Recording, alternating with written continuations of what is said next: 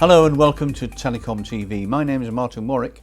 We are in Bath, the Georgian city of Bath in Somerset, on a coldish day, but it's pretty warm in here, I can tell you that. I'm talking with Ian Jones, who is the General Manager, Intel Technology UK. We're here, Ian, basically to inaugurate and celebrate the opening of the Mobile Edge Computing Lab and Innovation Centre here in the city of Bath. But I want to talk to you about something a little bit broader than that. We're talking about mobile edge computing. I know it's not absolutely core to what you do, if you forgive the pun, but I'd like to get things in some sort of context. So I know you do a lot of work with government departments. So let's talk about that if we could first and move on from there. So why is Intel involved in talking with government departments to start with? Yeah, I think it all comes back to the fact that we are obviously a leading technology company who have a lot of investment around the world in some of the key building blocks of all sorts of computing and technology in the world today. We believe that everything that computes and connects should do that best on Intel, and we're trying to get that technology into the fabric of the digital economy. Now, the UK is a leading region of consumption of technology in the world. London has the highest density of technology startups in the world. So, it's a very important region for us. And therefore, the MEC is actually just one more investment in research and development in the UK, which we want to bring to life in solutions which help the citizens of the UK. So therefore, helping the government to make life better for citizens in terms of how they work, live and play.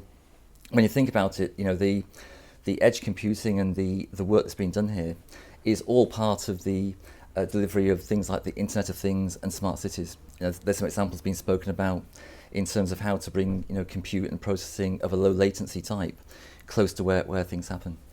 We have 14 other labs in the UK looking at things from high performance computing.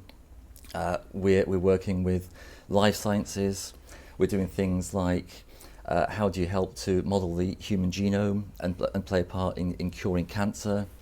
We're looking at things like smart cities in terms of how do you actually use sensors to make our cities run better. We have a dream of reducing congestion, which is critical. London is going to be a mega city by 2035, 10 million people. There's going to be 600,000 more commutes per day at peak hours. All these things will require these building blocks that we are developing. And it's great that here in the UK we're taking advantage of some of the great skill sets that are around. We employ 1,500 people in the UK. Around 600 of those are actually working in R&D. And as I say, we have 15 labs and 10 university partnerships looking at all aspects of technology. And we feel that the government should be aware of that. They should be helping us direct and steer that. And we've got the representatives from the UK Trade and Investment Body here today. We're starting to figure out with them, how do we bring these capabilities together to actually create real solutions that can be deployed in the real world. One of the things that's very evident in the industry in general, and certainly around mobile edge computing, as it is with SDN and NFV and other new technologies which are coming into play very, very rapidly as the networks change beyond all recognition, and it's hardly started yet, but I mean it's underway, and it is definitely going to change the world as we know it, is collaboration. Yes. And partnership in the ways that in the past companies with whom Intel is in partnership, such as Nokia and others, they were at daggers drawn a while ago. They were not exactly the best of friends because you had your own secrets, you had your own IPR, you had everything, and it wasn't generally regarded as being the done thing to do to sort of say, yes, I'll open all this up to you, of course, come and have a look, see what you think. And now we're into this time of partnership, collaboration and so on. What occasioned the change, and is the world and is Intel better off for being in collaborations around the world? Do you know what? I think Intel has always been a highly collaborative company. We've been at the forefront of driving technology standards forever. If you think about the computing industry, things like the USB port, for example, were led by industry standard groups that were populated by people like Intel and some of our key players. And if you can imagine a world where you weren't able to plug and play the sort of things that we take for granted these days, that would be a pretty poor place. If you look at the latest technology and the Internet of Things, the complexity is 1,000-fold. You look at the different types of architecture, the characteristics of the devices we're talking about, from very low power consumption sensors through to back-end infrastructure that's going to run analytics, on huge data sets.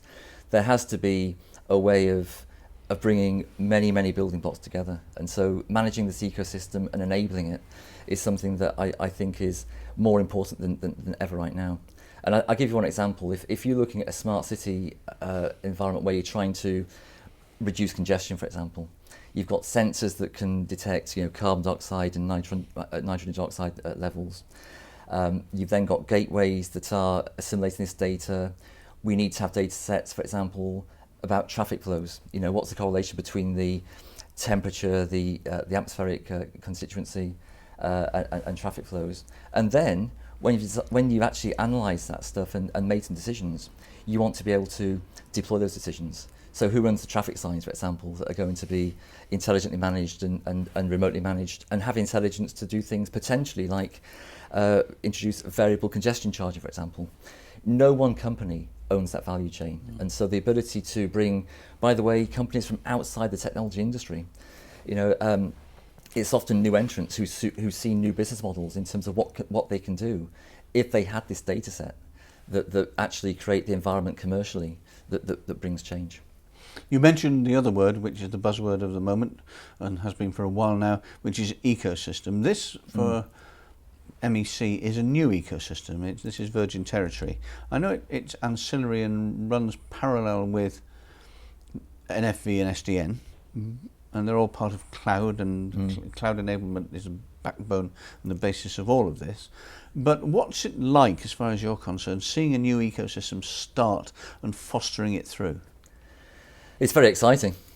I think you start off with big ideas, and you discover things fast, and you figure out things that actually don't quite go as you seem. I think Barry Ahern just mentioned in there that already some of the things that were perhaps in front of mind at the start of the adventure will now not come to fruition. But I think it's great to have a goal and to realise the vision and how it relates to real problems.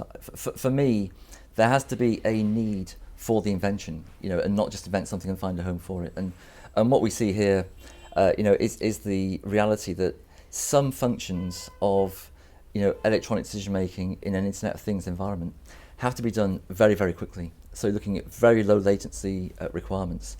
Otherwise, you don't have a tactile internet. You actually have an internet which is either going, it's not going at the pace that people need to go at. And there's an example, if you think about exoskeleton technology, for example, which could be useful for athletes training.